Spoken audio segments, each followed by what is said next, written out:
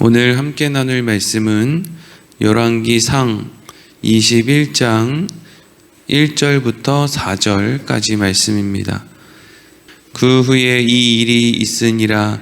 이스라엘 사람 나봇에게 이스라엘의 포도원이 있어 사마리아의 왕 아합의 왕궁에서 가깝더니 아합이 나봇에게 말하여 이르되 내 포도원이 내 왕궁 곁에 가까이 있으니 내게 주어 채소밭을 삼게 하라. 내가 그 대신에 그보다 더 아름다운 포도원을 내게 줄 것이요 만일 내가 좋게 여기면 그 값을 돈으로 내게 주리라.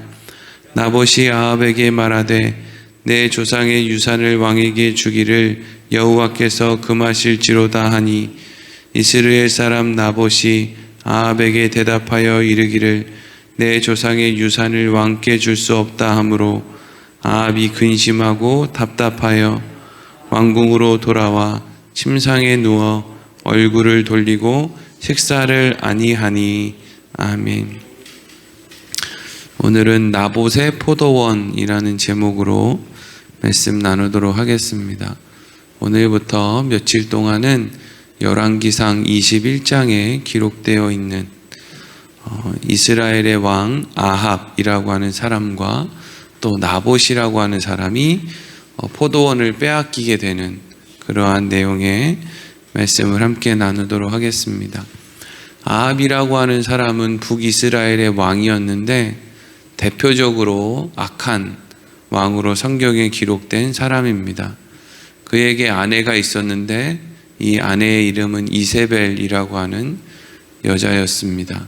이세벨의 아버지는 왕이었는데 시돈이라고 하는 부유한 나라의 왕이었고, 그리고 딸이 이세벨이었기 때문에 아합은 이세벨과 결혼을 함으로 이제 장인의 많은 물질적인 도움을 받았을 것으로 그렇게 우리가 생각을 해볼 수가 있죠.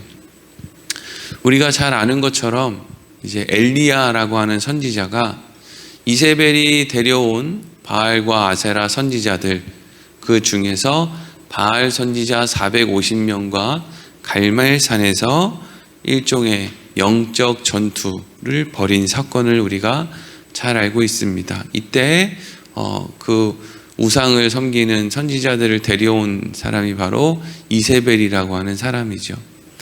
근데 우리가 이 엘리야 선지자와 이세벨이 데려온 바알 선지자 450명의 전투 속에서 우리가 주의 깊게 보아야 할 것은 사실 하나님이 얼마나 대단한 힘을 갖고 있느냐, 그리고 거짓 선지자들은 얼마나 힘이 없느냐, 한순간에 그렇게 사라질 수밖에 없느냐, 뭐 이런 것도 사실 중요한 대목이기는 한데 더 중요한 대목은 무엇이냐 하면 이 장면을 보고서도, 그리고 바알 선지자 450명을 끌고 가서 그들을 쳐 죽이는 일을 해놓고도 이스라엘 백성들이 하나도 변화가 안 됐다는 거예요. 그게 갈멜살 전투의 사실은 핵심입니다. 와, 하나님 얼마나 힘이 센가. 엘리야가 그냥 막 물을 12통이나 그냥 제단에다가 갖다 붓고 막 그렇게 하는데도 와, 거기에 하나님이 내리는 불이 임했네. 와, 하나님 대단하다. 여러분, 하나님 대단한 거 모르는 사람 있습니까? 하나님이 천지를 창조했는데 뭐 거기다 대고 하나님의 대단함을 자꾸 얘기해봐야 무슨 의미가 있습니까? 중요한 것은 하나님이 대단하다는 걸 성경이 이야기하는 게 아니라 인간들이 아무리 대단한 걸 보아도, 무슨 경험을 해도, 무슨 기적을 체험해도, 뭐 간증거리가 넘쳐도 인간들에게는 변화가 없다 하는 거죠. 바알 선지자 450명이 죽고 난 이후에 엘리야 선지자는 기뻤어요. 아, 이쯤 되면 이스라엘 백성들이 변화되지 않을까. 이세벨을 몰아내고 또 아합 왕을 몰아내고 이제는 다시금 새로운 나라를 좀 만들 수 있지 않을까. 그런데 이스라엘 백성들의 마음은 똑같은 거예요. 힘 있는 사람의 편에 붙어서 소위 세상에서 잘 먹고 잘 살기 위해서 하나님에 대해서는 얼마든지 쉽게 눈을 감고 세상에 대해서는 너무 민감한 그런 상태를 버리지 못하는 거예요. 뒤늦게 이세벨이 어디 갔다가 이제 돌아와서 그런 사건이 있었고 바알 선지자 450명이 죽었다는 이야기를 듣고 내일까지 내가 이 엘리야를 찢어 죽이지 않으면 내가 그냥 벌을 받을 거야 이러면서 막 호언장담을 하는데, 실망스러운 건 뭐냐면 그것에 대해서 누구 하나 방금 하나님의 임재를 경험하고 하나님이 얼마나 어마어마한 능력을 가지신 분이신지를 이스라엘 백성들이 목격했음에도 불구하고 이세벨이 가지고 있는 힘도 두렵고, 그리고 그거보다 더 두려운 것은 이세벨이 늘 이스라엘에게 공급해주는 그 돈줄이 끊기는 것이 무서워서 그렇게 함부로 이야기하는 이세벨에 대해서 북이스라엘 백성들이 아무런 말을 하지 못하고 오히려 이세벨에게 동조해서 엘리야 선지자를 잡으러 다니죠. 그러니까 엘리야 선지자가 낙심이 돼서 저기 어디로 숨어가지고 말이죠, 동굴에서 그냥 하나님 나 그냥 죽여주세요. 나 이제 이런 짓 못하겠습니다. 사람들이 어찌 그리 안 변하는지 나는 정말 그 사람들 위해서 선지자 역할을 이제 못하겠습니다. 여러분, 그런데 우리가 누군가 타인이 변화되지 않는 것 때문에 걱정하거나 염려하거나 낙심할 필요가 없어요. 왜냐하면 나도 나를 변화시키지 못하는데 뭘 자꾸 다른 사람이 변화 안 된다고 그러는 거예요. 여러분, 뭐 신문이나 뉴스 보면서 답답해할 필요 없어요.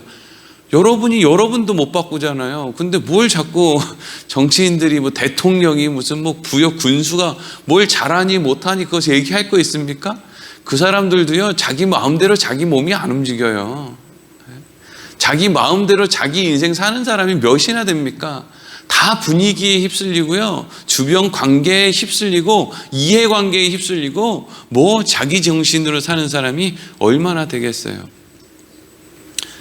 엘리야가 막 죽여달라고 막 그냥 하나님 앞에서 그냥 막 들어 누워서 때를 쓰니까 하나님이 엘리야에게 어떤 일을 했습니까?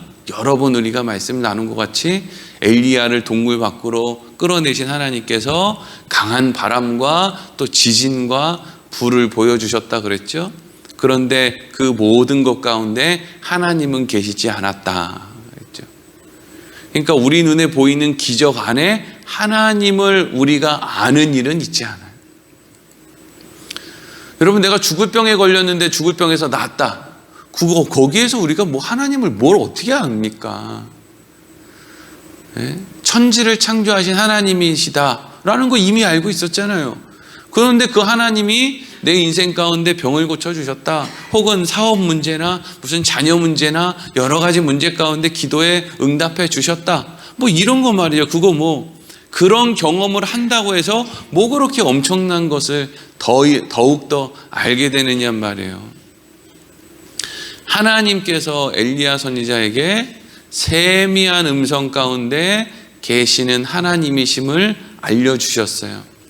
자, 세미한 음성이 왜 우리에게 필요한가? 이게 여러분, 특별히 새벽 기도하는 사람들에게, 또 오늘 이 말씀을 이후에 듣는 사람들에게 중요한 거예요. 이 세미한 음성으로 하나님이 다가오신다는 게 무엇이고 왜 그것이 우리 인생에 필요한가 하는 것이죠. 지금 제가 설명드린 이 말씀이 열왕기상 19장에 기록된 내용이고, 열왕기상 20장에는 무슨 내용이 이어지느냐면요, 그러니까 오늘 본문을 이해하기 위해서는 그 전의 내용을 좀 알아야 되기 때문에 설명을 해드리는 거예요. 열왕기상 20장에는 아람이라고 하는 나라의 왕 베나담이라고 하는 사람이 아합에게 사람을 보내요. 그래서 이렇게 얘기하는 거예요. 내가 너희를 공격할 거야. 너네는 이제 다 죽었어. 이제 아합이 우리가 당신들이랑 친하게 지내고 싶은데 왜 우리랑 그렇게 싸우려고 하십니까? 그랬더니 이 베나닷이라고 하는 사람이 또 사람을 보냈어요. 니네는 이제 다 죽었어. 너희들 말이야, 너희들이 가지고 있는 재산, 너희들이 가지고 있는 너희 아내, 너희 딸들 전부 나한테 바쳐. 그러면 내가 너희들을 살려줄게. 아니, 지가 뭔데 힘 좀 있다고 내 재산도 다 지 거다, 뭐 무슨 깡패 아니에요 이거? 근데 여러분 여기서 잘 생각해야 돼요. 지금 이 베나닷이라고 하는 사람이 아합 왕과 이스라엘에게 제안하고 있는 이 말도 안 되는 이야기와, 그리고 이 이후에 아합 왕이 나봇이라고 하는 사람에게 하고 있는 이 말도 안 되는 행동이 아주 꼭 닮아 있어요. 아람의 왕 베나닷의 제안에 대해서 아합이 고민을 해요. 고민하게 생겼죠. 자기 재산 다 준다고 해도 그거 주는 것도 쉽지 않은 일인데 자기 아내도 주고 자기 딸도 달라고 그러니까 어떻게 그걸 줍니까? 그래서 이 아합이 그 말을 따르지 않고 이스라엘에 있는 자기 신하들이랑 이렇게 이제 상의를 하다가 결국에는 그러면 다 줄 수 없으니까 전쟁을 합시다 이렇게 된 거예요. 근데 뭐 전쟁을 하는데 이스라엘이 유리하면 애초에 이 아람의 왕이 그런 요구를 했겠습니까?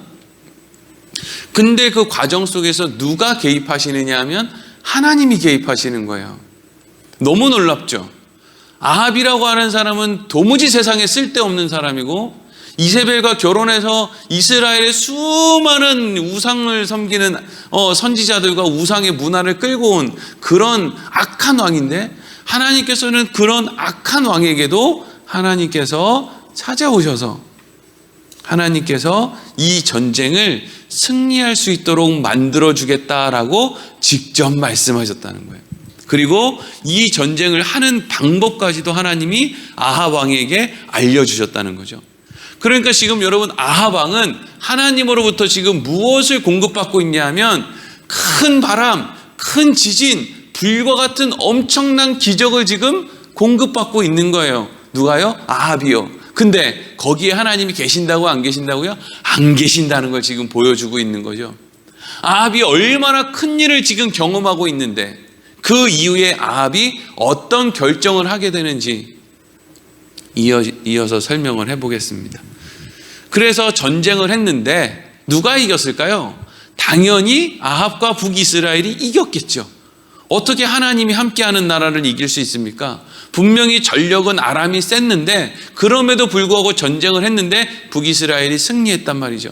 하나님께서 아합에게 너 이 전쟁에서 승리하면 아람과 특히 그 나라의 왕 베나닷을 죽여야 된다, 이렇게 이야기를 하셨단 말이죠. 근데 전쟁에 승리를 했으니까 이제는 아합이 어떻게 됩니까? 가서 그 왕을 이제 죽여야 된단 말이죠. 그런데 문제가 있었어요. 이 베나닷이 갑자기 태도를 바꿔서 아합에게 형제요, 내 형제요 이러면서 솔깃한 제안을 하는데, 날 살려주면 과거로부터 우리가 너희 땅을 야금야금 뺏은 것들이 있는데 그거 땅 다 돌려줄게. 나 살려줘. 아합은 과거로부터 아람이 뺏었던 땅을 준다는 것도 솔깃했지만 또 한편으로는 지금 여러분 국제 정세가 아람이라고 하는 나라보다 더 강력한 나라가 있었는데 거기가 어디냐면 아수르라고 하는 나라예요. 우리 다 아시죠? 아수르. 그 요나가 갔던 그 나라 아수르. 그런데 그 아수르라고 하는 나라가 너무 강했기 때문에 이스라엘에게 있어서 이 아람은 동맹을 맺어서 같이 힘을 모아서 아수르라고 하는 나라를 막아야 되는 그런 국제 정세를 가지고 있었단 말이죠. 그러니까 형제라고 부르고 땅도 돌려준다 그러고, 그리고 실질적으로 내가 베나닷을 죽여봐야 이 아수르의 공격 가운데 우리가 힘을 모아서 그들을 대적해야 되는데, 지금 우리가 아람을 쳐보시면 이후에 아수르는 그냥 바로 우리는 북이스라엘을 공격하게 될 거니까 아무리 생각해도 이런 여러 가지 상황이 자기가 베나닷을 죽이는 것이 자기에게 이익이 되지 않는다고 생각을 한 거예요. 자, 지금 아합은 무엇에 대한 생각을 까맣게 잊은 거죠? 전쟁을 누가 승리하게 해주셨는지를 잊은 거예요. 누가 나에게 생명을 주셨는지, 누가 나에게 돈을 주셨는지, 누가 나에게 건강을 주셨는지를 까맣게 잊은 거예요. 지금 아합의 머릿속에는 지금 뭐만 있어요? 욕심만 가득히 들어가 있어요. 욕심만. 내 뜻, 내 계획. 그래서 여러분, 망하는 사람은 왜 망하냐 하면 너무 똑똑해서 망해요. 망하는 사람은 너무 똑똑해서 망해요. 희한해요. 그냥 가만히 있으면 안 망할 사람들이 자기가 죽는 자리로 욕심을 가지고 기어 들어가서 죽는 걸 우리는 자주 보죠. 똑똑한 사람이 다 제명에 못 살아요. 못 죽어요. 아합은 하나님이 이 전쟁을 승리하게 해주셨다라는 것만 빼고는 너무 똑똑한 거예요. 그런데 제일 중요한 걸 잊고 있는 거죠. 결국에 살려줬어요. 아람의 왕을 살려줬어요. 뭐 땅도 받았겠죠. 그리고 든든한 동맹도 맺었겠죠. 그런데 그 이후에 하나님의 선지자가 아합에게 찾아와서 아합을 무섭게 책망했어요. 아합은 그 책망을 듣고 다윗처럼 회개하지 않았어요. 아합이 한 행동은 어떠한 행동이었느냐? 20장 제일 마지막 절에 보면 이렇게 기록되어 있어요. 아합이 그 일로 인해서 근심하고 답답해했다라고 되어 있어요. 그 일로 인해서 근심하고 답답했다는 게 무슨 말이냐면, 아, 하나님 진짜 멍청하네, 이런 거예요. 이런 거. 아, 하나님 진짜 어이없다. 내가 북이스라엘을 위해서 아수르가 공격할까봐 또 옛날부터 빼앗겼던 우리 하나님께서 우리에게 주신 그 가나안의 영토를 되찾아오려고 내가 이렇게 한 거지. 아, 하나님 진짜 답답하네, 이러는 거예요. 여러분, 우리가 신앙생활 할 때 하나님을 답답하게 생각하고 내 계획과 내 생각이 더 옳다고 생각하는 때가 부지기수예요. 그래서 우리는 밤잠을 설치고, 그래서 우리는 기도하다가 막 울고 막 소리를 지르고 막 그러는, 가슴을 치고 그러는 거예요. 하나님 답답하다는 거죠. 하나님 답답하다는 거예요. 근데 여기에 있는 이 답답하다, 근심하고 답답했다라고 하는 이 말의 의미는요, 히브리 말로 불과 같이 화를 냈다라는 말이에요. 그러니까 우리가 하나님 이거 왜 안 들어주시지? 이 마음 안에는 하나님을 향한, 왜 내 욕심을 안 채워주는 거야? 왜 나에게 만족을 주지 않는 거야? 라고 하는 그 불만이 불과 같이 화를 내면서 나오는 모습이 바로 하나님을 답답해한다는 거예요. 그러니까 인간이 얼마나 어리석어요. 천지를 창조하신 하나님 보고 답답하다는 거예요. 왜 이 나라가 이런 모양으로 돌아가느냐는 거예요. 하나님 답답하다는 거예요. 웃기지 않습니까? 우리가 태어나기도 전부터, 창조되기도 전부터 하나님의 나라를 우리에게 이미 예비하신 그 하나님 앞에 우리가, 하나님 무슨 일을 이렇게 하시냐는 거예요. 내가 십자가를 원하지도 않았을 때 2000년 전에 이미 나에게 십자가를 허락하신 그 은혜의 하나님 앞에 왜 내 자식들 이렇게 크게 하느냐는 거예요. 왜 내 사업이 요거밖에 안 되게 하느냐는 거죠. 왜 목사가 목회하는데 이 나라의 교회들이 이 모양이냐는 거예요. 그러니 인간이 얼마나 답답합니까? 사람은 두드러 맞는다고 달라지지가 않아요. 그거 가지고 변화가 일어나지 않는다고요.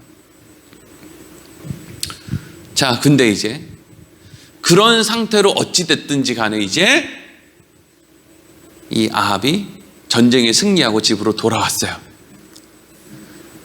이 아합의 사람들이 아합을 바라보는 시선이 어떨까요? 우와, 우리나라의 엄청난 왕. 하나님과 아합 간에 어떤 대화가 오고 갔는지 백성들은 모르잖아요. 그러니까 백성들 생각에는 지금 하나님이 이 전쟁에 승리하게 해주셨다라는 생각은 없는 거예요. 그냥 야, 저 아합이라고 하는 왕이 얼마나 대단한가, 여기에 이제 관심이 있는 거죠. 그래서 사람들은 아합을 막 칭송했어요. 아합의 이 어깨가 으쓱해졌고 아합의 권세가 하늘을 찌를 듯 했는데, 그런데 그때 이제 무슨 사건이 등장하느냐? 나봇이라고 하는 사람이 포도원을 가지고 있는데, 그 포도원이 아합이 살고 있었던 왕궁 바로 인근에 있는 포도원이었는데, 거기가 너무 땅이 좋고, 왜 그런 땅 있잖아요. 고구마가 맛있게 열리는 땅, 그런 땅 너무 좋잖아요. 그렇죠? 꼭 거기다가는 고구마를 심으면 맛있어. 여기다가는 감자를 심으면 맛있고, 근데 여기는 포도원인데 이건 뭐 그냥 포도원. 여러분 이 가나안 땅 포도원 다 아시죠? 그 옛날에 정탐꾼들이 들어가가지고 여러 사람이 같이 들고 나왔던 물론 뭐 그 포도원은 아니겠지만 하여튼 그렇게 어마어마하게 비옥한 그 포도원이 나봇이라는 사람의 것이었다는 거예요. 그러니까 너무 좋으면요, 너무 재주가 많고 너무 겉보기에 예쁘고 이러면요 사는 게 피곤할 수밖에 없어요. 그러니까 나봇이라고 하는 사람이 포도원이 그렇게 안 좋았으면, 적당히 좋았으면 이런 어려움을 당하지 않을 텐데 너무 좋으니까 지금 이런 일을 당하는 거예요. 아합이 보니까 저게 갖고 싶은 거예요. 그러면 자, 아합은 저 포도원이 갖고 싶다. 그러면 나봇은 어떤 생각 갖고 있을까요? 포도원을 뺏기고 싶을까요? 안 뺏기고 싶을까요? 안 뺏기고 싶은 거거든요. 여기에 오늘 나오는 이 나봇이라고 하는 사람의 믿음이 대단하고 이걸 얘기하는 건 아니에요. 성경은 이전에 아람의 왕 베나닷이 아합에게 사람을 보내서 아합에게 있는 것을 다 뺏고 싶은 거잖아요. 그렇죠? 근데 아합은 안 뺏기고 싶은 거예요. 마찬가지인 거예요. 아합은 나봇의 포도원을 뺏고 싶은 거예요. 근데 이 나봇은 그 포도원을 안 뺏고 싶은 거예요. 꼭 비슷한 말씀이죠. 그런데 자, 오늘 1절에서 3절 말씀을 읽어보겠습니다. 시작. 그 후에 이 일이 있으니라. 이스라엘 사람 나봇에게 이스라엘에 포도원이 있어 사마리아의 왕 아합의 왕궁에서 가깝더니 아합이 나봇에게 말하여 이르되 내 포도원이 내 왕궁 곁에 가까이 있으니 내게 주어 채소밭을 삼게 하라.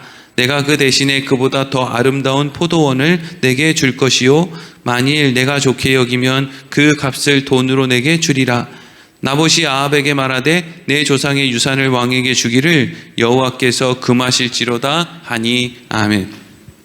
자, 이 말씀을 조금 오해하면 나봇이라고 하는 사람이 되게 믿음이 좋아 보이고, 뭐 아합은 원래 나쁜 사람이니까 아합은 나쁜 사람이고 나봇은 하나님에 대한 어떤 언급을 막 하면서 땅을 못 주겠다라고 이야기를 하니까 그래도 이 나봇이라고 하는 사람은 그래도 좀 괜찮은 사람이겠구나 라고 생각할 수 있지만, 여러분 지금 북이스라엘에 살고 있는 사람들은, 특히 이 왕궁 근처에 땅을 가지고 누리고 살고 있는 사람들은요 기대할 것이 없는 사람들이에요. 지금 이 나봇은요 아합이 살고 있는 왕궁 인근에 어마어마한 규모의 포도원을 소유하고 있는 대단한 사람이에요. 여러분 이스라엘 사람들은 참, 뭐 우리도 물론 그렇지만 참 나쁜 게 뭐냐면요, 내가 필요한 거를 할 때는 하나님의 언약을 들먹이고요, 하나님께서 하라고 하는 걸 이야기할 때는 내 삶이 피곤한 걸 자꾸 이야기를 해요. 무슨 이야기인지 아시겠죠? 네. 막 내가 뭐 필요한 것일 때는 하나님 나한테 그거 약속하지 않았습니까? 막 이러고, 내 삶이 안정적일 때는 하나님과의 약속을 금방 까먹는단 말이에요. 이스라엘 사람들이, 방금 나봇이 그러죠? 아합이 야 네가 갖고 있는 포도원 나한테 줘라. 내가 다른 더 좋은 포도원 줄게. 네가 만약에 다른 더 좋은 포도원이 필요 없다면 내가 돈을 줄게. 너 그거 나한테 팔아라. 이렇게 했다고요? 근데 이 나봇이 뭐라고 대답을 하느냐? 야가라고 하면 안 되지. 왕이시여, 이 땅은 우리가 가나안 땅에 들어올 때 하나님이 우리에게 허락하신 하나님의 것 아닙니까? 우리는 이 땅에 대해서 각 지파별로 소유권, 그냥 그 영토의 땅의 사용권만 갖고 있을 뿐이지 이 땅 자체는 사고 팔 수 있는 게 아니지 않습니까? 그러니까 이스라엘 사람들은 희년이 되면 원주인에게 땅을 돌려주게 되는데, 그것은 무슨 의미를 갖고 있느냐? 이 땅은 원래 다 하나님의 것이다. 여러분 우리가 왜 하나님 앞에 주일날 나와서 교회 나와서 헌금해요? 모든 것이 다 하나님의 것입니다 이거거든요. 근데 사람들은 다 사실은 다 자기 거라고 생각하면서 그냥 흉내만 내죠. 근데 이스라엘 백성들도 똑같아요. 급할 때는, 뭐 필요할 때는 이게 다 하나님의 것인데 어떻게 이걸 매매합니까? 이렇게 얘기하지만 성경의 기록에서 희년이 되었을 때 원주인에게 땅을 돌려주었다라는 기록이 없어요. 이스라엘 백성들 그렇게 하지 않았다는 거예요.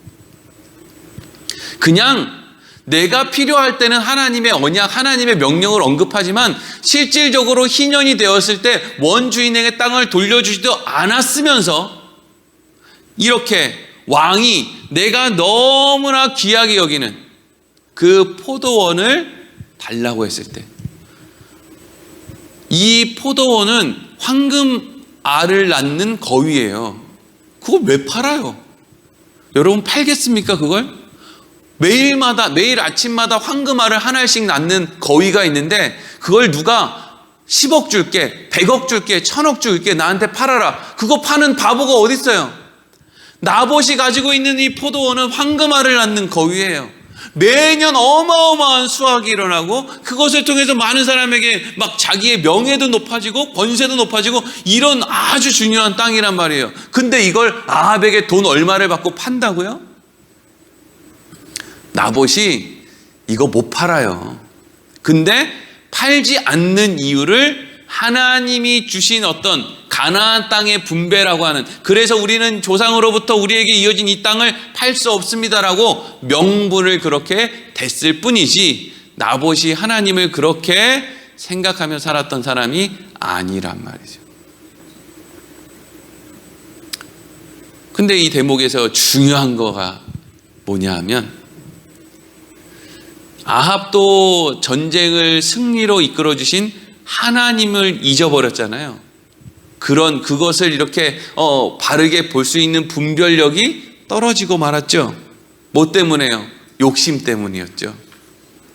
아람과 친하게 지냈을 때 나에게 주어지는 땅과 동맹관계를 통한 유익이라고 하는 욕심이 아합에게 들어왔을 때 아합에게 분별력이 떨어져서 이 전쟁을 승리할 수 있게 해주신 분이 하나님이라는 걸 잊게 만들었어요.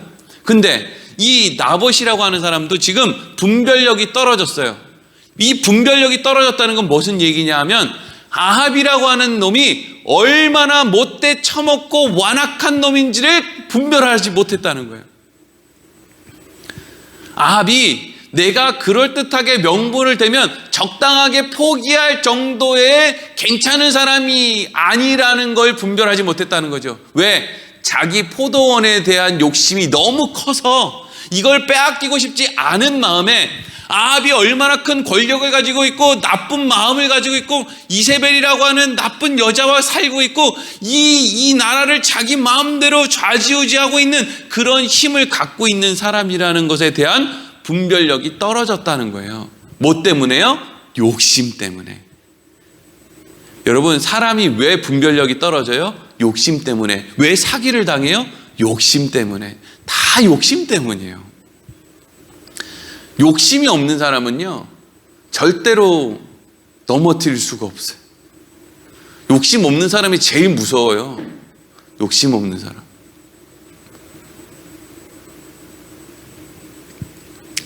그래서 오늘 4절 말씀, 이 아합이 어떻게 하느냐?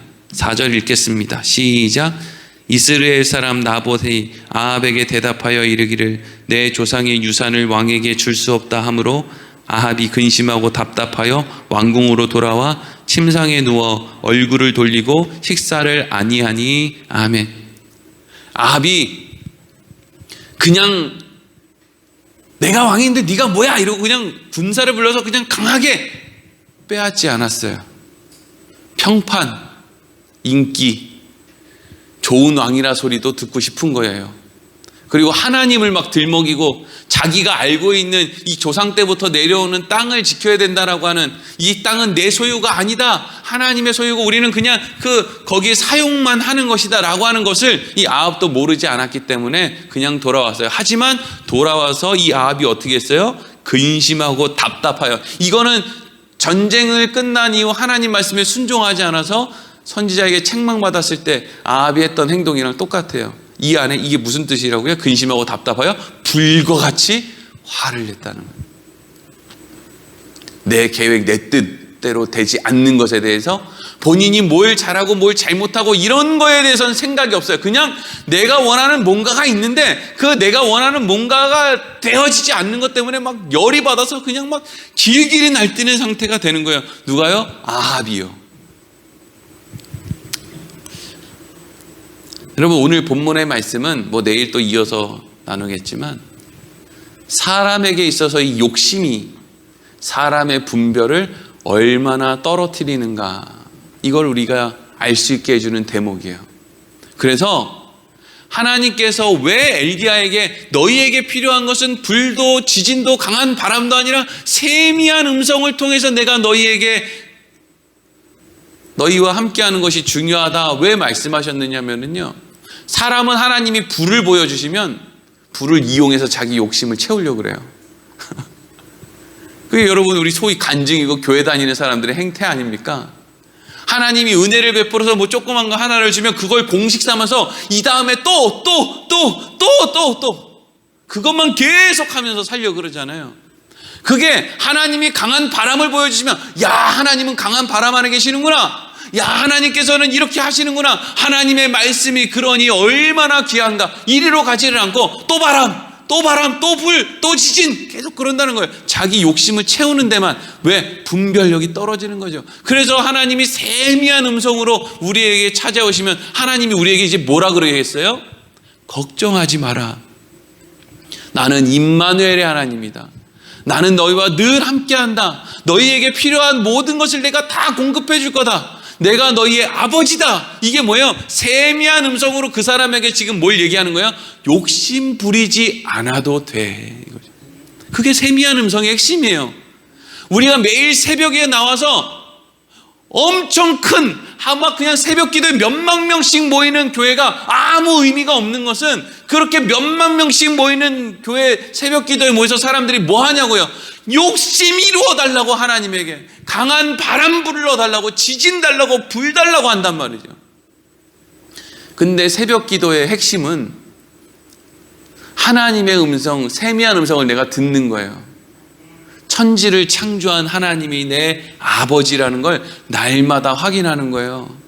그래서 내 안에 있는 욕심을 버려 내게 원래 내가 가지고 있었던 그 분별력, 내가 처음 하나님의 은혜를 알고 예수님이 나를 위해 죽었음을 알았을 때 처음 가졌던 그 분별력, 이제는 내 인생 이렇게 살면 안 되겠구나라고 생각했던 그 분별력을 날마다 온전한 상태로 유지하는 게 우리가 기도의 자리에 나오는 이유예요.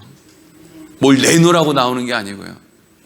근데 그걸 못하고 맨날 하나님에게 뭘 달라고 욕심을 자꾸 부리니까, 우리 안에 있는 그 욕심이 내 눈을 자꾸 덮으니까 당연히 분별력은 떨어지고, 나봇은 포도원 지키겠다고 자기를 죽일 걸지 뻔한 이 아합의 행태를 모르고 있는 거예요. 어떻게 몰라요? 그거 안 죽이겠습니까, 여러분? 좋은 걸 갖고 있으면요, 세상의 힘이, 아니 내 가족이 날 죽여요. 무서운 거예요, 그게. 내가 없으면 부모 자식인데 내가 뭐가 많으면 원수가 되는 게 인간의 욕심이고, 그 욕심이 분별력을 없게 만든다는 거예요. 하나님은 세미한 음성을 통해서 날마다 우리에게 말씀하시는 거예요. 너의 필요는 내가 채운다.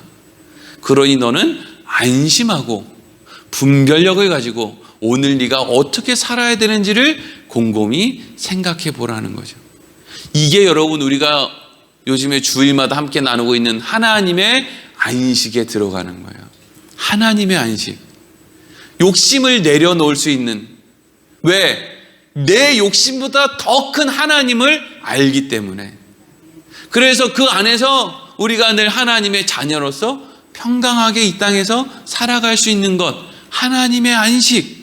근데 그 하나님의 안식을 가진 사람들이 어디를 가는 거예요? 하나님의 영원한 안식이 있는 천국에 가는 거잖아요. 지옥에 가는 사람들은요, 자기가 지옥에 가고 싶다고 해서 가는 거예요. 천국 가기 싫어서 안 가는 거예요. 하나님이 억지로 지옥에 보내는 게 아니고요, 이미 욕심의 분별력이 떨어져서 내가 어디로 가야 될지 몰라요. 그냥 내가 좋은 데로 가 보니 거기가 마귀들이 있는 지옥인 거예요. 우리 인생 가운데 하나님이 세미한 음성으로 무엇을 이야기하시는지 우리가 늘 분별하며 잘 듣고 내 눈이 욕심으로 뒤덮여서 분별 없는 인생 살지 않게 늘 하나님 안에서 하나님의 안식을 누리며 마땅한 인생길 걸어갈 수 있게 바른 분별력을 가질 수 있도록 늘 하나님 앞에 깨어있는 우리들의 삶이 되기를 소망합니다. 기도하겠습니다.